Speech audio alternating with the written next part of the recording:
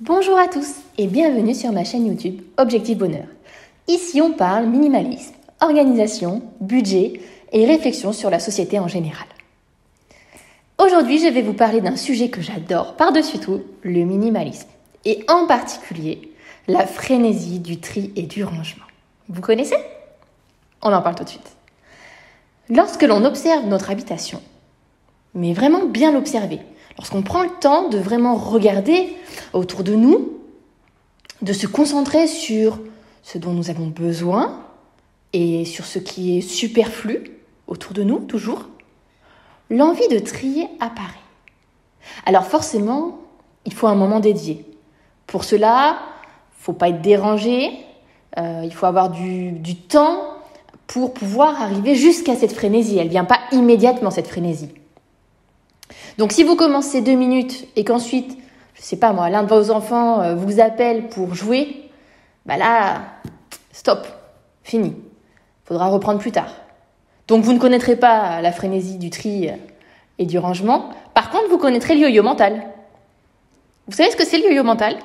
Je vais vous expliquer. Le yo-yo mental, c'est de switcher d'une tâche à l'autre sans avoir le temps de finir la première tâche. Et donc, ça nous rend d'une part inefficaces, mais ça nous fait également perdre notre temps. Si je peux vous conseiller d'aller voir des podcasts, c'est ceux d'Elodie Bouéry. Elle en parle très bien du yo-yo mental. Et en gros, ce que je viens de vous dire, ça résume ce que c'est. Donc je disais, il faut vous fixer un moment, quand les enfants sont couchés, et si vous n'en avez pas, quand vous le pouvez. Puis, lancez-vous. Lancez-vous avec l'objectif de faire place nette, de vous alléger, de réduire votre charge mentale, d'éliminer le bordel, épurer votre intérieur. Et là, plus vous allez trier et plus vous allez avoir de choses à recycler, donner ou vendre, bref, plus vous aurez de choses à vous délester, non seulement vous allez être fier de vous, mais en plus de ça, ça devient presque une drogue. C'est ça, la fameuse frénésie du rangement et du tri. Le plaisir et la satisfaction de prendre des décisions qui vont changer votre vie. Oui, car le tri change votre vie. Personnellement, plus je trie et plus je gagne du temps. Au départ, ce n'était pas vraiment significatif. En même temps, mon tri était plutôt timide. J'avais encore peur de manquer. Mais plus j'ai éliminé, rangé, organisé, mis en place des routines, et bien finalement, aujourd'hui, ranger ma maison de 120 mètres carrés me prend maximum 15 minutes, toutes les pièces comprises. Et quand je vous dis ranger, si j'ai du linge étendu, je vais avoir le temps de le plier. C'est vraiment tout compris. Et ensuite, je n'ai plus qu'à lancer mon aspirateur robot. Une fois qu'il a terminé, je lave mon sol. Et c'est terminé. Et hop, me voilà libre de vaquer à mes occupations. Avant, lorsque je prenais rarement, parce que je suis maman salariée, j'ai 5 semaines de congé par an, donc c'est très rare que je puisse m'accorder des jours off.